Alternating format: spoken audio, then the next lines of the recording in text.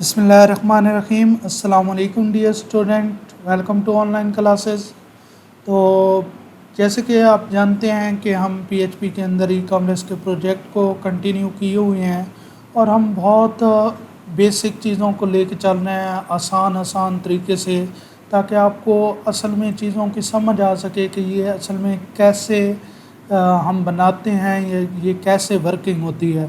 तो बहुत ही initial level और बेसिक लेवल से चीज़ों को आपको लेके चलना हो। अगर हम प्रोफेशनल लेवल पे लेके चलें तो हो सकता है कि हमारा जो मेथड है काम करने का, या जो प्रोसीजर है, या जो फंक्शंस हैं, या जो तरीक़ाकार है वो डिफरेंट हो सकता है। लेकिन हम क्योंकि चाहते हैं कि आप बिल्कुल हर चीज़ को बेसिक लेवल पे समझ सकें कि ये कैसे वर्क करती है, तो उसके लिए हम बहुत ही बेसिक लेवल की चीज़ें लेके चल रहे हैं। तो आज हम जो काम करेंगे वो हम बनाएंगे मेन्यू, यानी हमने मेन्यू को बाकायदा डायनामिक बनाना है। इसको डेटाबेस के अंदर स्टोर करवाएंगे और डेटाबेस से ही फिर इस टेबल की इंफॉर्मेशन यानी मेन्यू लिस्ट डेटाबेस में से उठा के लाएंगे और फिर उसको क्या करेंगे, डिस्प्ले करेंगे। तो आप देखें तो लास्ट टाइम हमने इसके अंदर मेन्यू लिस्ट को पीएचपी के कोड से तो मैनेज किया हुआ है, और पीएचपी के कोड से ही हम क्या कर रहे हैं, इसको डिस्प्ले करवा रहे हैं। अब बाकायदा तौर पर हम क्या करेंगे, इसके लिए एक टेबल डेटाबेस में बनाएंगे और वहाँ से फिर क्या करेंगे, इसको लेकर चलेंगे। तो सबसे पहले हम डेटाबेस में जाते हैं। उसके लिए लोकल होस्ट /php माई एडमिन, यहाँ से हमारी जो डेटाबेस है वो ई कॉमर्स है। ऑलरेडी हमने एक टेबल बनाया था और उस पर वर्किंग भी की थी और उसका डेटा भी डिस्प्ले करके आपको दिखाया है कि कैसे हम फ्रंट पे डिस्प्ले करेंगे। और मैंने आपको कहा था कि स्लाइडर आपने खुद से स्लाइडर का भी टेबल बना के उसको भी इम्प्लीमेंट करके देखना है, और फिर मुझे बताना है अगर आपको किसी किस्म का कोई इशू आ रहा हो तो फिर उसको भी कर लेंगे। तो एक हमें एक और टेबल बनाना है, तो उसके लिए हम टेबल नेम जो ले रहे हैं वो मेन्यू या मेन्यू लिस्ट ले लें, या जो भी आप टेबल नेम रखना चाहें। अभी मैं इसके जो नंबर ऑफ़ कॉलम ले लेता हूँ वो 6 ले लेता हूँ, फिर हम देखते हैं कि हमें कौन कौन से कॉलम जो हैं वो रखने चाहिए। तो सबसे पहले मैं इसके अंदर आईडी ले लूँगा, जिसको ऑटो इंक्रीमेंट और प्राइमरी की बना दूँगा। मैं ऑटो इंक्रीमेंट सेलेक्ट करता हूँ तो वह ऑलरेडी उसको प्राइमरी की बना दी है। अगर आप डेटाबेस को जानते हैं तो प्राइमरी की का आपको पता होगा कि प्राइमरी की जो होती है वो ना तो नल होती है और ना ही वो रिपीट होती है। उसकी रीज़न ये होती है कि फिर हम हर रो को यूनिकली आइडेंटिफाई कर सकते हैं, और यूनिकली उसको जब हमें अपडेट करना होगा, डिलीट करना होगा, तो हमें किसी किस्म की प्रॉब्लम नहीं होगी। फिर उसके बाद मेन्यू, जो भी हम मेन्यू बनाने जा रहे हैं, एक तो यहाँ पे हम उसका रखेंगे कि अब इसमें भी दो वे हो सकते हैं कि आप दो टेबल बनाएं। एक आपका मेन मेन्यू के लिए हो, जो मेन लिस्ट आपको डिस्प्ले होती है। अगर आप ये देखें ना, लोकल होस्ट ये हमारा है ई कॉमर्स, आप देखें कि ये ड्रॉप डाउन मेन्यू है, तो इसमें एक वो आइटम्स हैं जो हमें डिस्प्ले होते हैं, जैसे होम, शॉप, ब्लॉग, कॉन्टैक्ट। और इसी तरह कुछ आइटम्स हैं जो ड्रॉप डाउन में शो होते हैं। जैसे शॉप पे हम जाते हैं तो फिर हमें नीचे सब पेज 1, सब पेज 2 ये शो हो रहे हैं, ठीक है। ब्लॉग पे भी जाएंगे तो क्योंकि हमने नेम सेम रखे हुए हैं तो वो सेम डिस्प्ले हो रहा है। अब एक तरीकाकार ये होता है कि आप यानी इसके लिए अलग से टेबल बना लें और फिर दूसरा टेबल बनाएं, और उसके अंदर आप यानी चाइल्ड टेबल बनाएंगे। इसी मेन्यू का एक चाइल्ड टेबल बना लें जिसके अंदर आप क्या रखेंगे, सब मेन्यू को रखेंगे, ठीक है। तो वो भी एक तरीकाकार है। या आप दूसरा तरीका सिंपल कौन सा यूज़ कर सकते हैं, अभी हम जो है वो सिंपल वन मेथड यूज़ करेंगे, जिसमें मैं क्या रखूँगा कि ये मेन्यू का जो भी आप इसको नाम देना चाहें या टाइटल देना चाहें, ठीक है, जो आपको लिस्ट शो हो रही है, तो आप यहाँ पे नेम रख देते हैं। हम फॉर एग्जांपल इसको क्या कह रहे हैं कि ये नेम्स हैं, होम नेम है, शॉप, ब्लॉग, या आप मेन्यू टाइटल भी कह सकते हैं, मेन्यू नेम भी कह सकते हैं, ठीक है। या कोई और भी आपके माइंड में अच्छा नाम आ रहा हो तो आप रख सकते हैं। फिर उसके बाद क्या आएगा, अब एक मैं यहाँ पे फ्लैग रखूँगा, क्योंकि मैं दोनों के लिए सब मेन्यू आइटम्स के लिए भी और जो मेन मेन्यू आइटम्स हैं उन तमाम के लिए एक ही नाम रख रहा हूँ, एक ही टेबल बना रहा हूँ। तो फिर मुझे क्या करना पड़ेगा, एक फ्लैग रखना पड़ेगा जो मुझे बताएगा कि ये वाला जो आइटम है ये क्या सब मेन्यू में डिस्प्ले होगा या ये मेन आपकी लिस्ट जो मेन्यू लिस्ट होगी उसमें डिस्प्ले होगा। ठीक है, यहाँ पे आप आइटम भी लिख सकते हैं, आइटम नेम या कैटेगरी नेम जैसे हो सकता है, कुछ भी आपका हो सकता है। उसके बाद नेक्स्ट यहाँ पे मुझे जो फ्लैग लिखना है वो शो करवाएगा कि ये आपका ड्रॉप डाउन है या ये आपका पेरेंट है। तो मैं यहाँ पे सब मेन्यू या कुछ भी रख सकता हूँ नाम। अब यहाँ पे जो इसको तो मुझे क्या करना है, वार्चर करना है और इसकी लेंथ क्या रख दूँगा 255, और इसी तरह अब इसकी इंटीजर ही रहने दूँगा और इसकी बाय डिफ़ॉल्ट वैल्यू जो है वो मैं डिफ़ाइन कर देता हूँ। इसकी लेंथ आप 1 कर दें, ठीक है, बाय डिफ़ॉल्ट इसकी वैसे लेंथ होती है 11। नेक्स्ट जो है वो आप यहाँ पे बाय डिफ़ॉल्ट इसकी वैल्यू क्या कर दें 0 का मतलब होगा कि ये ड्रॉप डाउन में नहीं है बल्कि ये मेन आपका आइटम है, जो मेन लिस्ट आपकी डिस्प्ले होगी उसके अंदर ये क्या होगा, आपको डिस्प्ले होगा। जिसको आपने सब मेन्यू बनाना होगा उसका आप क्या कर देंगे, ये 1 कर देंगे। उसके बाद नेक्स्ट मुझे एक फ्लैग बनाना है। नेक्स्ट नेक्स्ट जो मेरा फ्लैग आएगा या नेक्स्ट जो चीज़ आएगी वो दरअसल ये शो करेगी कि ये जो आपने नाम, एक ही आपका टेबल है तो आपने जैसे मैंने यहाँ पे सब पेज 1 रखा शॉप के अंदर, फॉर एग्जांपल सब पेज 1 है या कोई प्रोडक्ट कोई कैटेगरी है, जैसे कैटेगरी रखी हुई है यहाँ पे for example man women babies या इसी तरह चिल्ड्रन हो सकती है। तो अब मुझे ये बताना है कि ये शॉप की कैटेगरी की सब मेन्यू में आएंगे या ब्लॉग के सब मेन्यू में आएंगे या होम के सब मेन्यू में आएंगे या कोई भी और भी XYZ यहाँ पे मेन्यू लिस्ट हो सकती है, मेन्यू आइटम हो सकता है, तो उसके सब मेन्यू में आएगी। तो वो मुझे वो भी बताना है। तो उसके लिए बताने के लिए मैं इसका पेरेंट रख देता हूँ कि इसकी दरअसल पेरेंट में अगर ये सब मेन्यू है तो इसके पेरेंट में क्या आएगा। अब इसमें भी मैं बाय डिफ़ॉल्ट क्या रखता हूँ, बाय डिफ़ॉल्ट रखता हूँ 0 का मतलब होगा कि ये इसका कोई पेरेंट नहीं है, और 0 का दूसरा मतलब ये होगा कि ये खुद ही क्या है, पेरेंट है। अब इसमें मुझे एक और बात भी समझ आती है कि अगर आप ये रख रहे हैं ना तो फिर हमें ये सब मेन्यू वाली एक्स्ट्रा रखने की ज़रूरत नहीं है। फिर हमें यहीं से पता चल जाएगा कि जिसकी 0 होगी वो मेन आइटम होगा और जिसकी 0 नहीं होगी वो क्या होगा, सब आइटम होगा। और हमें यहाँ से ये भी पता चल जाएगा कि वो सब आइटम किसका है। तो मेरा ख्याल में हमें एक ही इनमें से रख लेते हैं, तो मैं जस्ट पेरेंट रख लेता हूँ, ठीक है। इसको मैं ख़त्म कर देता हूँ, इसकी जगह मैं स्टेटस रख देता हूँ। स्टेटस का मतलब होगा कि हमने इसको डिस्प्ले करना है या नहीं डिस्प्ले करना।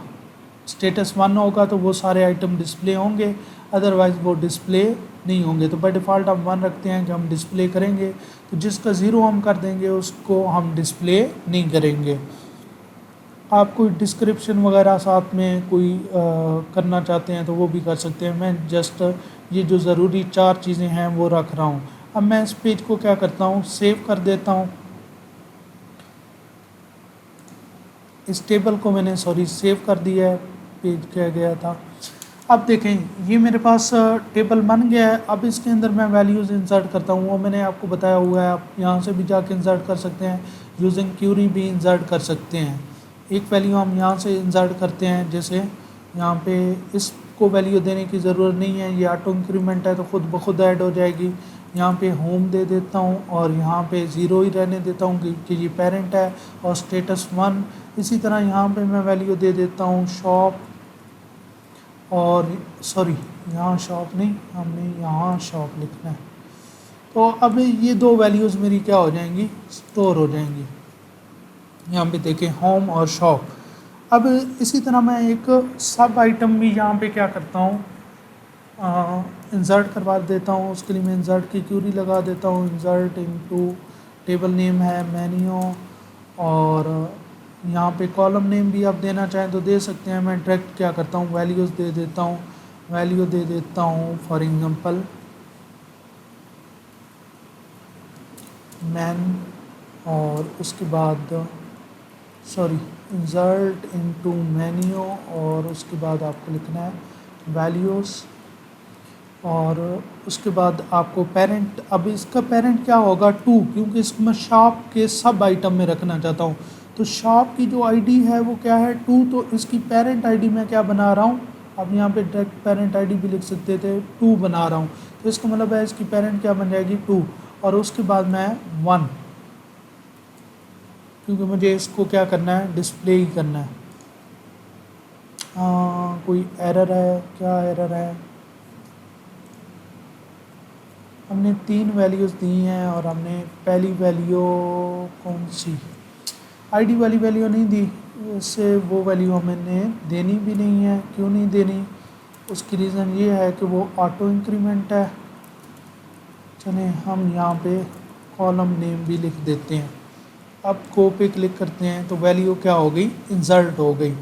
आप इसको देख सकते हैं कि वैल्यू आपकी क्या हो गई होगी, इंसर्ट हो गई होगी। नेक्स्ट आप यहीं पे एक और भी ऐड कर दें। यहाँ पे मैं क्या करता हूँ, वोमेन भी ऐड कर देता हूँ।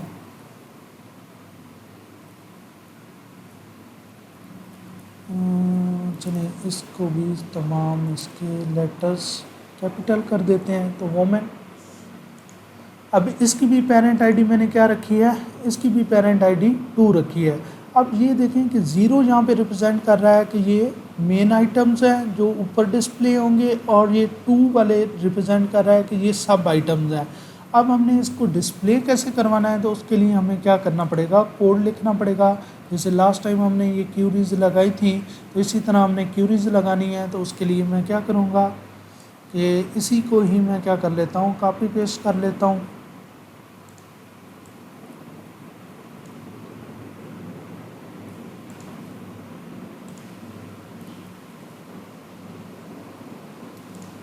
यहाँ अब देखें दोबारा इंक्लूड करवाने की ज़रूरत नहीं है डेटाबेस को। अब मुझे सिलेक्ट स्टैटिक फ्रॉम कहाँ से करना है, मेन्यू से करना है, और बहुत ही सिंपल वे में चलें तो फिर मैं जॉइंस वगैरह भी नहीं लगाता। सिंपल क्या करता हूँ, मैं सिलेक्ट स्टैटिक फ्रॉम मेन्यू, और यहाँ से मैं सिलेक्ट करूँगा वेयर स्टेटस भी 1 होना चाहिए, और उसका पेरेंट जो है, पेरेंट आईडी क्या होनी चाहिए, 0 होनी चाहिए। तो पहले मैंने सबसे पहले वो सिलेक्ट करवाया जिसकी पेरेंट 0 हैं और स्टेटस क्या है, 1। तो इसका मतलब है मुझे कौन से होम और शॉप यहाँ पे सिलेक्ट हो जाएंगे। अगर इसी तरह कोई और भी होते तो वो भी आइटम्स क्या हो जाते, सिलेक्ट हो जाते। इसका मतलब है होम और शॉप मुझे रिटर्न होंगे। उसके बाद यहाँ पे क्यूरी एग्जीक्यूट होगी, क्यूरी एग्जीक्यूट नहीं होगी तो एरर आएगा। उसके बाद अब देखें एक रो नहीं है, ये मल्टीपल रोज़ होंगी। ये क्या होंगी, मल्टीपल रोज़ होंगी। तो आपको यहाँ पे क्या लगाना है, लूप लगाना है। अब यहाँ भी लूप लगा सकते हैं, लेकिन हम अपनी बहुत ही आसानी के लिए और अंडरस्टैंडिंग के लिए यहाँ पे लूप नहीं लगाते, बल्कि कहाँ पे जाके लगाते हैं, यहाँ पे जाके लगाते हैं, ताकि आपको बहुत बेहतर तरीके से समझ आ सके। तो अब लूप क्यों लगा रहे हैं, वो इसलिए लगा रहे हैं क्योंकि अब एक रो मुझे रिटर्न नहीं हो रही, मुझे क्या होंगी, मल्टीपल रो फैच हो रही हैं। जैसे आप देख रहे हैं कि होम और शॉप 2 रो फैच हो रही हैं। अगर आप और भी रोज़ ऐड कर देंगे तो फिर मल्टीपल रोज़ आपको मतलब मिलेंगी। तो इसके लिए आपने यहाँ पे mysqli_fetch और fetch अंडरस्कोर, यहाँ पे आप फैच अंडरस्कोर नॉर्मली जो यूज़ करते हैं वो एसोसिएटिव वाला भी यूज़ करते हैं, और MySQL फैच अंडरस्कोर एरे भी यूज़ करते हैं। तो नॉर्मली हम ये 2 यूज़ करते हैं। अभी हम यूज़ करेंगे mysqli_fetch अंडरस्कोर एरे, फिर आपको बता दूंगा कि कहाँ पे हम एसोसिएटिव वाला यूज़ करते हैं। तो MySQL underscore fetch underscore array, और यहाँ पे मुझे इसको क्या देना है, इसको मुझे वो देना है जो वहाँ से रिज़ल्ट मिल रहा है। तो अगर आप देखें तो मैं आई थिंक सो मैंने रिज़ल्ट ही लिखा हुआ है, नहीं सॉरी RES है, तो मुझे RES यहाँ पे देना है। ठीक है, इसको ख़त्म कर दें। अब देखिए मैंने एक वाइल लूप लगाई और मैंने कहा कि तब तक डेटा फैच करते रहो जब तक इसके अंदर डेटा है, यानी ये तब तक फैच करता रहेगा जब तक इसको नल नहीं मिलेगा। ये तब तक डेटा फैच करता रहेगा, यानी रो फैच करेगा, पहली रो फैच करेगा, रो को देगा, फिर दूसरी रो फैच करेगा, फिर उसको देगा। और ये अब आप यहाँ से बेशक मैन्युअल लिस्ट को भी ख़त्म कर दें, ठीक है, क्योंकि अब हम इसको यूज़ नहीं करेंगे। तो दोबारा देख लें, यानी मैंने क्या किया है कि सबसे पहले एक क्यूरी बनाई है, select direct from menu where parent equal to 0 and status equal to 1, और उसके अंदर मैंने जो RES किया है वो मैंने किया है, मैं यानी मैंने RES के अंदर ही रिज़ल्ट रिटर्न करवाया है क्यूरी एग्जीक्यूशन के बाद। तो RES ही मुझे क्या करना है, RES ही से फैच करना है रो बाय रो डेटा। अब इसमें हम देखें तो हम एक मिस्टेक भी कर गए हैं, जो कि मुझे याद आ रहा है कि हमें एक और भी कॉलम ऐड करना चाहिए, आफ्टर नेम कर लेते हैं, जिसके अंदर हम URL रखेंगे,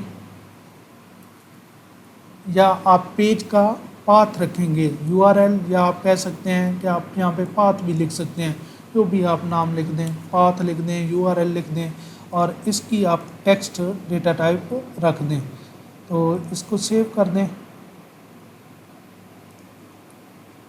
अब जैसे यहाँ पे होम के लिए मैं पाथ क्या रखता हूँ, index.php, जो भी हमारा URL होगा।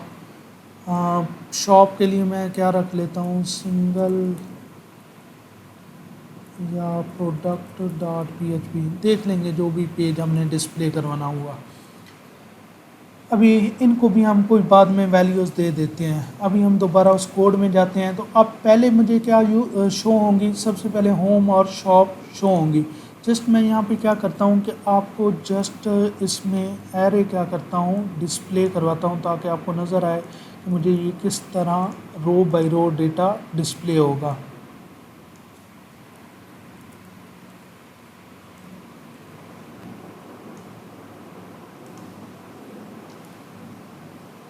यहाँ चीज़ें, यहाँ पे अभी हम क्या करते हैं, एग्ज़िट लगा देते हैं कि इसके बाद वाला कोड अभी एग्जीक्यूट ही ना हो। तो इस पेज को करते हैं रिफ़्रेश। यहाँ पे एरर आ रहा है, तो इसका मतलब है किसी किस्म की कोई हमने मिस्टेक की है। तो हम मिस्टेक फाइंड आउट करते हैं कि हमने क्या मिस्टेक की है। सॉरी, इसको मैंने वेरिएबल बना दिया है, ये वेरिएबल नहीं है बल्कि ये फंक्शन होता है। तो मैं इसको अंडरस्कोर फैच अंडरस्कोर एरे इस तरह लिखना है। अब देखें मुझे ये डिस्प्ले हो रहा है, तो मुझे जस्ट होम डिस्प्ले हो रहा है। अब इसमें आप देखें ना, आपने यूज़ किया है MySQL underscore fetch underscore array, तो इसमें आपको इंडेक्स से भी सेम वैल्यू डिस्प्ले हो रही है, और सेम आपको इंडेक्स नेम से भी डिस्प्ले हो रही है। यानी इंडेक्स जो इंटीजर वैल्यू जैसे 0 1 2 3 होता है उससे भी डिस्प्ले हो रही है, और आप जैसे एसोसिएटिव एरे में आप डेटा रखते हैं बाय नेम, तो इंडेक्स नेम के साथ भी डिस्प्ले हो रही है। इंडेक्स वैल्यू 0 1 2 के साथ भी डिस्प्ले हो रही है, और इंडेक्स नेम जैसे 1 पे होम और नेम के साथ भी होम। और ये इंडेक्स नेम किस चीज़ के होते हैं, ये जो आपके सेम नेम होते हैं ना, कॉलम नेम, तो वही उसको इंडेक्स नेम बना देता है। और अगर आप इसकी जगह फैच अंडरस्कोर एरे की जगह ये एसोसिएटिव वाला आप यूज़ करेंगे, तो फिर ये फंक्शन आपको जस्ट और जस्ट देगा विद नेम।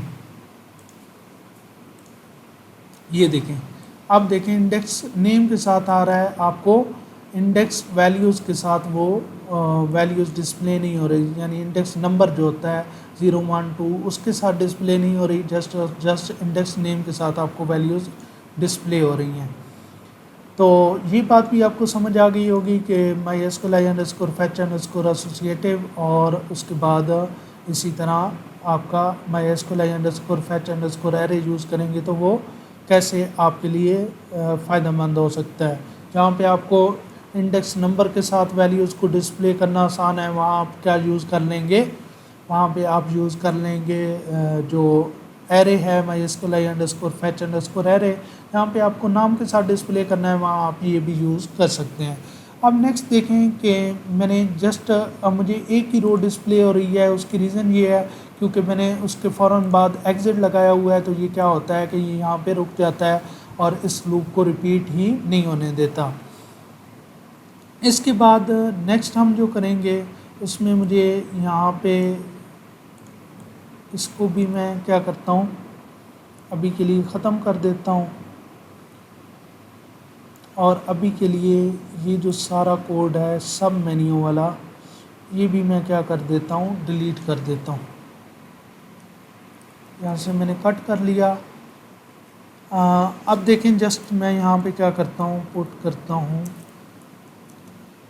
इस लूप का एंड, यानी ये जो फॉर लूप यहाँ से स्टार्ट हो रहा है उसकी एंडिंग कहाँ पे हो रही है, यहाँ पे हो रही है, और उसके अंदर जस्ट और जस्ट एक लिस्ट आइटम मैं क्या कर रहा हूँ, डिस्प्ले कर रहा हूँ, जो कि मेन लिस्ट आइटम है।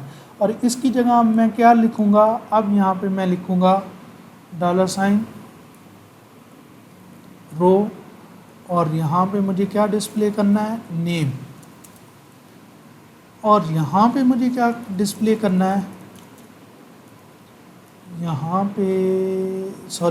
पे पाथ डिस्प्ले करना है क्योंकि ये रेफरेंस है, और यहाँ पे मुझे क्या डिस्प्ले करना है, यहाँ पे मुझे डिस्प्ले करना है नेम।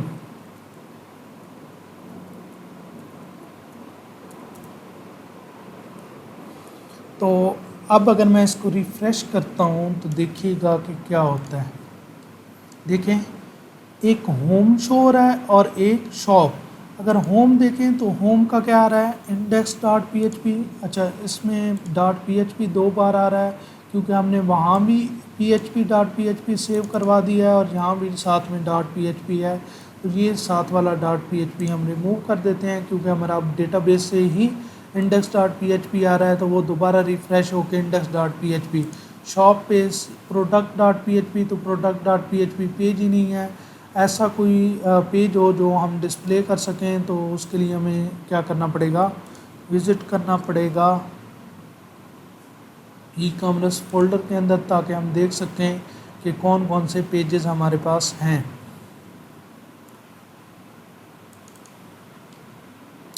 तो यहाँ पे अगर मैं htdocs में जाता हूँ तो htdocs में मेरा है e-commerce,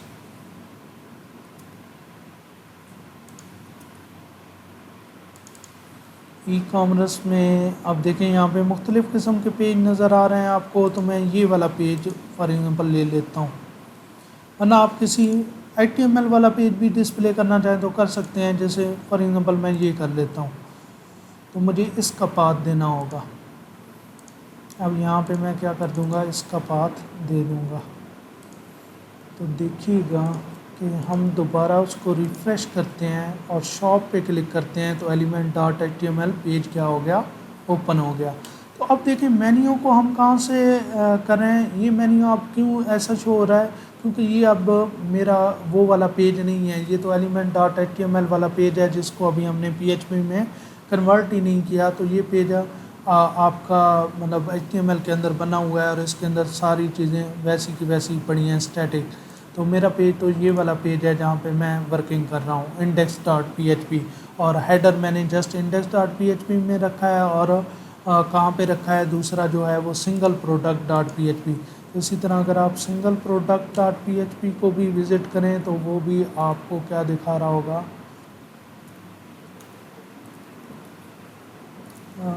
local host /e-commerce/single product.php। तो इसमें भी देखें होम और शॉप आपको शो हो रहे हैं। उसकी रीज़न क्या है कि इसमें भी मैंने वो जो हेडर है वो इंक्लूड किया हुआ है और इसको भी मैंने PHP को पी के अंदर क्या किया हुआ है, कन्वर्ट किया हुआ है।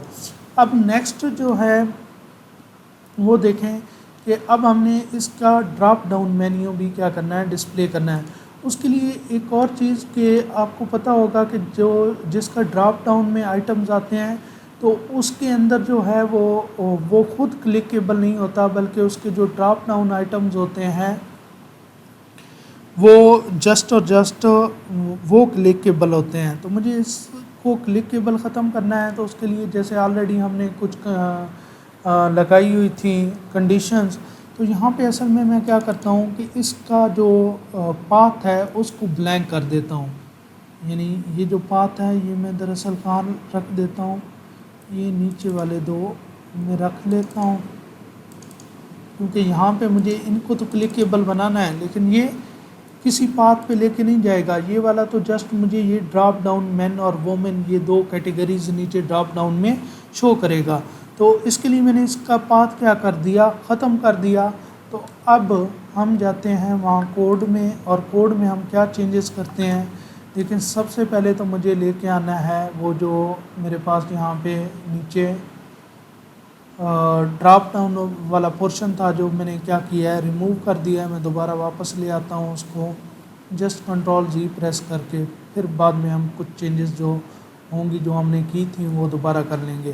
तो अब देखिए मैं ड्रॉप डाउन वाला भी पोर्शन वापस ले आया हूँ। अब यहाँ पे देखें ऑलरेडी भी हमारी कंडीशन लगी हुई थी, उस कंडीशन को भी वापस ले आते हैं। ठीक है, इनको आप कमेंट्स बना दें या उड़ा दें, आपकी मर्ज़ी है, हम बाद में भी टेस्टिंग पर्पज़ के लिए रख सकते हैं। अब यहाँ पे मैं क्या करता हूँ कि अब मैं चेक करता हूँ कि अगर नॉट एम्प्टी है उसका क्या पाथ, $रो पाथ। अच्छा, एक और भी आसान हल होता है कि आप अगर यहाँ पे ना एक और फंक्शन यूज़ कर लें ना, एक्सट्रैक्ट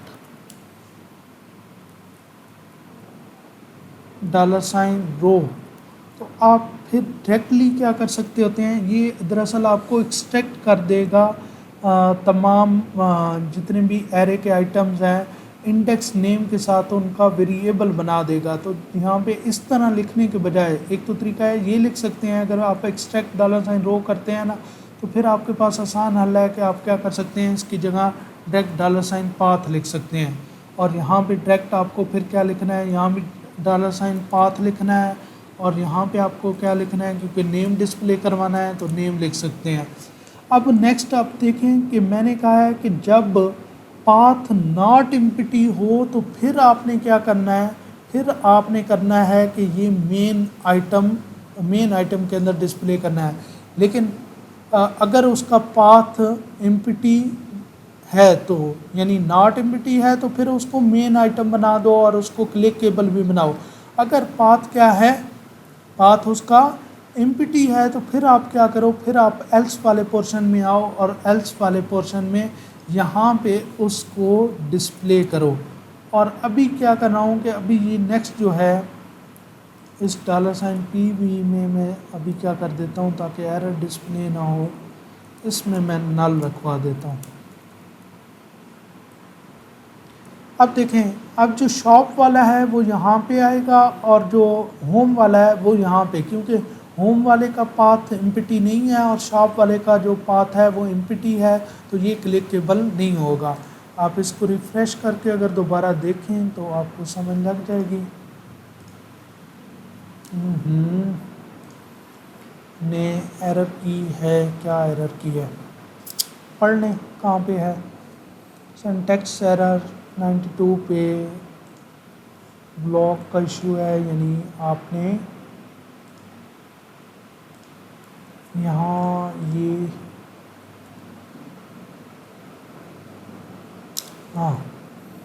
इशू ये है कि आपने ये जो ब्रैकेट है इसकी इफ़ की आपने एम्प्टी वाले की ब्रैकेट क्लोज़ की हुई थी, इफ़ की ब्रैकेट क्लोज़ नहीं की हुई। तो इसको दोबारा सेव करें और फिर रिफ़्रेश करें तो देखें होम और शॉप। तो होम देखें तो होम पे आपको अगर आप क्लिक करेंगे तो होम पे क्लिक होगी। हमने जो चेंजेस की थी उनको, क्योंकि हमने दोबारा कंट्रोल-G प्रेस करके वापस ले गए थे, तो .php मुझे दोबारा से क्या करना पड़ना है, रिमूव करना पड़ना है। तो होम पे क्लिक करेंगे तो आप index.php पे दोबारा आ जाएंगे। शॉप पे आप क्लिक करेंगे तो शॉप पे क्लिक नहीं होनी चाहिए। वैसे यहाँ पे एरर भी आ रही है, वो भी देखते हैं कि एरर क्यों आ रही है।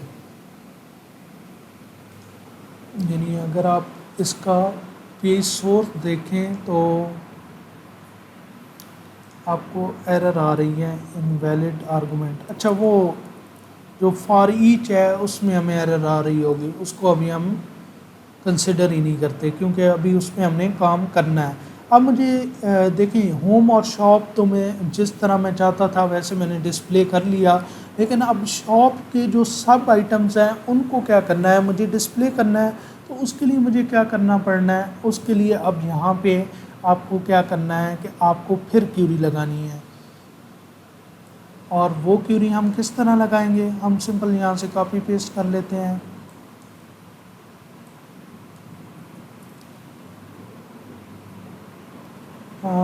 टाइम सेव करने के लिए मैंने जस्ट क्या किया है, इसको कॉपी पेस्ट किया है। तो यहाँ से अब मुझे क्या करना है, यहाँ पे अब मुझे क्या लिखना है, select static from menu where parent not equal to 0। अब मैं क्या करूँगा, नॉट इक्वल टू, तो नॉट इक्वल टू ऐसे भी लिखा जा सकता है और ऐसे भी लिखा जा सकता है। मैं ऐसे लिख देता हूँ नॉट इक्वल टू 0 और स्टेटस 1 होना चाहिए।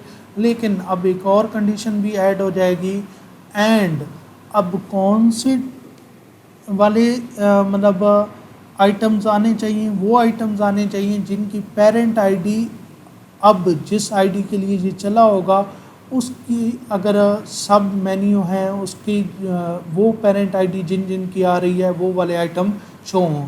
जैसे यहाँ पे आप पेरेंट आईडी, पेरेंट जो है वो क्या होना चाहिए, वैसे हमें पता है कि शॉप वाले की पेरेंट अब क्या आएगी, उसकी आईडी क्या है, शॉप वाले की 2 है।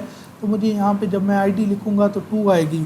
अगर आप देखें, मैं इसको क्यूरी को यहाँ भी एग्जीक्यूट करके देखता हूँ कि मुझे वो वाले आइटम डिस्प्ले करवाओ जिसका पेरेंट नॉट इक्वल टू 0 हो, स्टेटस 1 हो और पेरेंट 2 हो। तो वैसे मुझे पेरेंट नॉट इक्वल टू 0 लगाने की ज़रूरत भी नहीं है, मैं जस्ट ये 2 कंडीशन लगा सकता हूँ क्योंकि पेरेंट इक्वल टू 2 का मतलब है कि पेरेंट इक्वल टू 0 नहीं है। तो जस्ट मैं ये लगा सकता हूँ, तो मुझे ये मैन और वोमेन क्या हो जाएंगी, डिस्प्ले हो जाएंगी। अब यहाँ पे मैंने तो डायरेक्टली लिख दिया 2, क्योंकि हर बार हो सकता है कि वो आइटम यहाँ पे तो शॉप आ रहा है और मुझे पता है कि उसकी जो आईडी है वो 2 है, लेकिन नेक्स्ट टाइम क्या हो सकता है कि कोई और आइटम आए और उसकी आईडी कुछ और होगी, तो उसको भी तो हमने क्या करना है, डील करना है। तो हम इसको क्या करेंगे, यहाँ पे वेरिएबल लिखेंगे कि वो आईडी वेरिएबल से लोग यानी $साइन आईडी के पास वो वैल्यू है जो यहाँ पे वैल्यू पुट करनी है। अब शॉप के लिए $साइन आईडी की वैल्यू यहाँ पे क्या आएगी, 2, तो वो खुद ब खुद ही 2 क्या कर लेगा, पिक कर लेगा। अब यहाँ पे फिर मुझे दोबारा, क्योंकि मल्टीपल वैल्यूज़ यहाँ से RES के पास आएंगी। अब यहाँ पे RES नहीं यूज़ करना, आपने RES का नाम चेंज कर देना है, या जैसे मैं यहाँ पे सब RES या सब मेन्यू कुछ भी ऐसे रख सकता हूँ, क्योंकि इसकी रीज़न ये है कि RES ये वाला भी यूज़ हो रहा है यहाँ भी। तो अगर मैं यहाँ पे अपडेट कर दूँगा तो फिर मेरे ये रिज़ल्ट भी क्या हो जाएंगे, गलत चले जाएंगे। तो मुझे यहाँ पे RES सेम नहीं लेना और मुझे यहाँ पे फिर दोबारा लूप लगाना है। अब वो समझ आ गई होगी कि लूप क्यों लगाना है। उसकी रीज़न ये है कि अब मेरे क्या है, मल्टीपल आइटम्स हैं। मेरे आइटम जहाँ भी ये जो मुझे क्यूरी रिटर्न करेगी वो एक रो रिटर्न नहीं करेगी, मल्टीपल रोज़ रिटर्न करेगी। तो यहाँ पे अब मुझे क्या लिखना है, सॉरी मैंने एक और भी रो रिमूव कर दी है गलती से, तो मैं दोबारा लिख लेता हूँ $साइन सब मेन्यू माई SQLi _query और $साइन on और $साइन क्यों।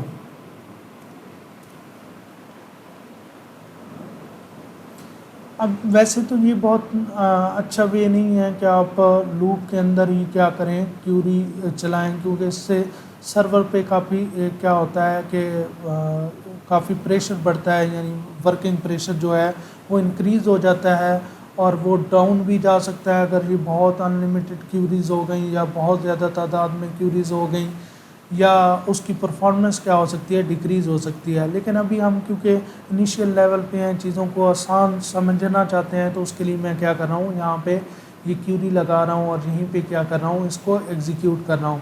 तो अब ये क्यूरी चलेगी और ये आइटम यहाँ से आएंगे और फिर उसके लिए ये लूप लगा हुआ है, ये लूप चलेगा। अब लूप क्या कर जनरेट करवाएगा, उसके सब आइटम्स को जनरेट करवाएगा। अब सब आइटम या सब मेन्यू जो है वो रिपीट, उसकी रिपीटिशन यहाँ से नहीं हो रही, बल्कि उसकी रिपीटिशन अगर आप देखें तो हाँ बिल्कुल यहीं से हो रही है, क्योंकि लिस्ट आइटम ही बार बार क्या होंगे, डिस्प्ले होंगे। यूएल तो ऑलरेडी हम क्या करवा चुके हैं, ऊपर ही उसको लगा चुके हैं। तो अब यहाँ पे इसको हमने कर दिया, ये ऑलरेडी क्लोज्ड है, तो इसको सेव करते हैं और सेव करने के बाद इसको क्या करते हैं, रिफ़्रेश करते हैं। तो अब इसको काम करना चाहिए, नहीं किया काम इसने, तो देखते हैं कि क्या रीज़न है कि हमें आइटम डिस्प्ले नहीं हुए। तो उसके लिए देखें हमने क्या किया है, इसको भी इसको भी चेंज कर दें आप, रो 1 कर देता हूँ, या कुछ भी कर सकते हैं आप। और यहाँ पे आपको डिस्प्ले आइटम में क्या करना है,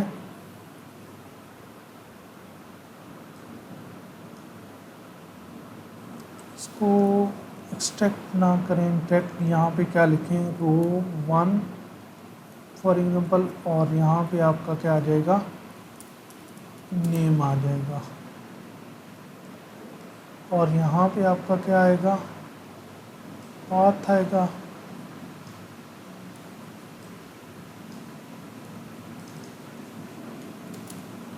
ये पाथ आ जाएगा। अब मैं करता हूँ इसको रिफ़्रेश, अब इसको काम करना चाहिए, आई थिंक सो। किसी किस्म का इशू है, हो सकता है, कहाँ पे इशू हो सकता है, सेलेक्ट डायरेक्ट फ्रॉम मेन्यू, ओहो सॉरी, यहाँ पे हमने सब मेन्यू लिखना है, क्योंकि अब मेरा रिज़ल्ट किसके पास आ रहा है, सब मेन्यू के पास आ रहा है। अब भाई जी देखें, अब इसने काम किया है, तो मैन भी शो हो गई, वोमेन भी शो हो गई। जैसे अब देखें, मैं एक और कैटेगरी ऐड करता हूँ, इंसर्ट करता हूँ, और इंसर्ट में क्या करता हूँ कि फॉर एग्जांपल चिल्ड्रन, और चिल्ड्रन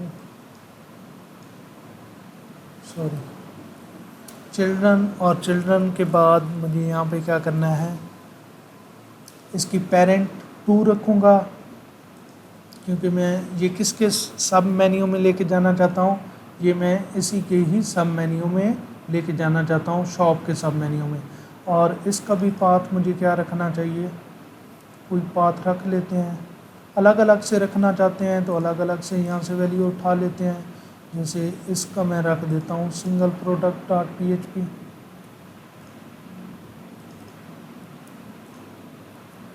अब मैं करता हूँ इसको रिफ़्रेश।